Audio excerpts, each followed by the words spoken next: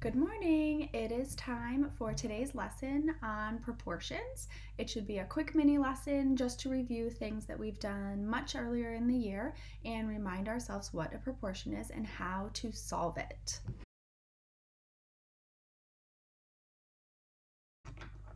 First things first is we need to understand what a proportion is. And essentially a proportion is a relationship where two ratios are equivalent.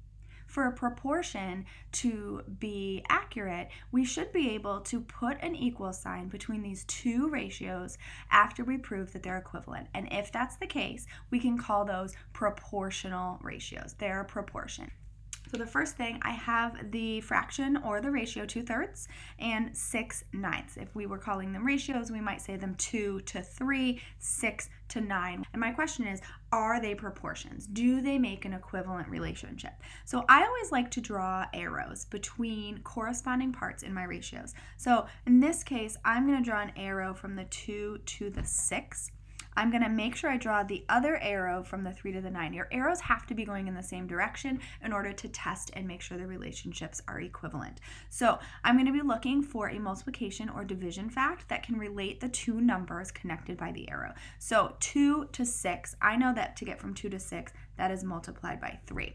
For this to be proportional, a times 3 relationship also has to work for my 3 and my 9. So 3 times 3 does make 9. So I'm going to put an equal sign. These two ratios are proportions because together they show that the relationship is equivalent for each side. Next, we're going to try the same thing. I'm going to draw my arrows a little differently this time just to show you that you can draw your arrows in either direction, kind of depending on your math fact skills or depending on which direction kind of pops into your brain quicker. So I'm going to draw an arrow from this 8 to a 4. I'm also going to draw an arrow from a 10 to the 5. So as long as my arrows both go the same direction, I'm good to go. So to get from an 8 to a 4 mathematically, the relationship is divide by 2. To get from 10 to 5, the relationship is also divide by 2. So I'm going to put these ratios as equivalent as well, which means those also show a proportion. The next thing that you might be asked to do is to solve a proportional relationship. So if you notice, this is already set to be equal. However, you might be missing a piece. So there's missing a piece up here. They put in the variable x. Down here, we're missing something that is the variable y. So over here, I'm going to do the same thing that I did to test whether ratios are equivalent. But down here, I'm using those relationships to figure out what this missing piece is. I always like to draw my arrows that land in the piece that I'm solving for. That's just what's helpful to my brain so that I'm not working forwards and backwards with math facts. So if I drew the arrow from the 2 to the x, I have to draw my next arrow from the 5 to the 30. So I don't know the relationship on top because I don't know what x is yet. On the bottom, I see 5 and 30. I know that 5 times 6 gets me to 30. And since I know that these are equal, I know that this arrow must also be labeled with a times 6. So if I do this math, I should know what x is. 2 times 6 is 12. And so my answer for this, if I were to write it out, would be x equals 12. Now over here, I chose this one on purpose because sometimes we encounter problems that trip us up. They stump us. So this one, I'm going to set it up the exact same way that I've learned how to do. So I'm going to draw an arrow from the 10 to the y, and I'm going to draw an arrow from the 4 to the 14. The problem that I'm encountering here is that I don't know how to get from 4 to 14 using a simple math fact. I could determine what decimal or mixed number would work, but I don't really want to do that. So when I get a relationship that is not as friendly, I'm going to look at this fraction and I'm going to say, I know that on a lot of fractions, I can do something to make them a little more friendly, and that's simplification. So if I look at 4/10, I might realize, oh wow, that's not simplified. So I'm going to simplify it. So I notice that 4 and 10 are both even. So I'm going to divide both of them by 2. Whatever you do to the top, you do to the bottom. And that's going to give me a new fraction that is equivalent to 4/10, but it's going to have hopefully friendlier numbers. So 4 divided by 2 is 2, 10 divided by 2 is 5. Now, I'm going to try to redraw these arrows since they weren't really friendly. I don't want to use 4/10. I'm going to go to my new fraction over here. So I'm going to draw a line from 2 to 14, and then I'm going to draw a line from 5 to y. The reason this works is because 4/10 is the same as 2/5. I just simplified what it looks like so that hopefully the numbers are a little easier for me to use for this relationship. To get from 2 to 14, I know that my rule is times 7. So to get from 5 to y, I know I must also times 7.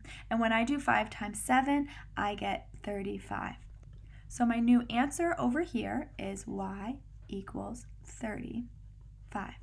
It took me 2 steps to get there, but I was still using the same concept for my math.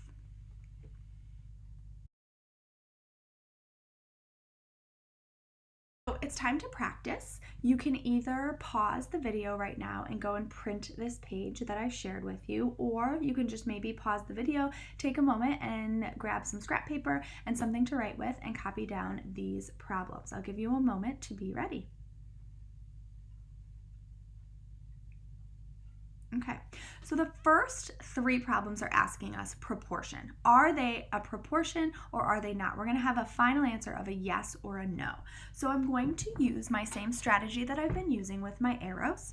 I'm going to, let's see, I'm going to see there's a relationship from a 4 to a 2. So I'm choosing to draw my arrow from the 4 to the 2, which means I'm choosing also to draw my arrow from a 3 to a 1.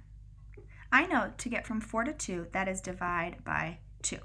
And if I look above, 3 divided by 2 does not give me 1. I'm just going to put a little X through that. I could not use the same relationship for the top and the bottom. So I'm going to say these are not equal. And so my answer, is this a proportion? My answer for this first problem is no. This did not work. Okay, I'm going to try the same thing for the next one. I'm going to draw an arrow this time maybe from 3 to the 15 and from the 2 to the 10. I know to get from 2 to 10 mathematically, that is multiply by 5. I'm going to test it out at the bottom. 3 times 5 also gets me to 15. I know these are equal, so when I'm answering the question, are these a proportion? My answer in this case is yes, they worked. They were equivalent relationships.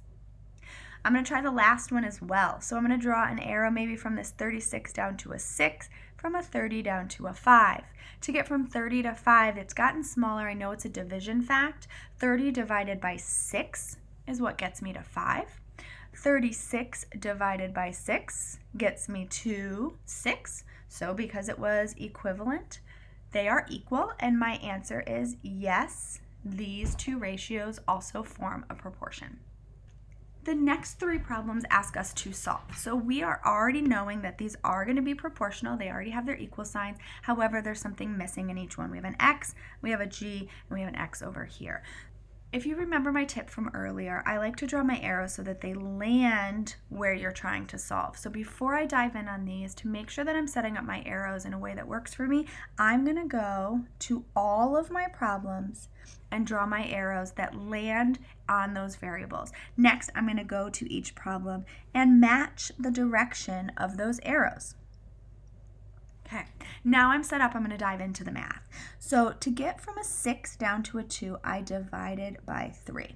Because these are proportional, I have to divide by 3 on the top. 3 divided by 3 is 1, so my answer is X equals 1. In the next one, to get from a 10 down to a 5, I divided by 2. I cut it in half. So I'm going to divide by 2 for the other pair of pieces of my ratio. 100 divided by 2 is 50. So my answer is G equals 50. And last but not least, to get from 4 to an 8, that was multiply by 2. So I'm going to do multiply by 2 on the top. 3 times 2 is 6. So my answer is X equals 6.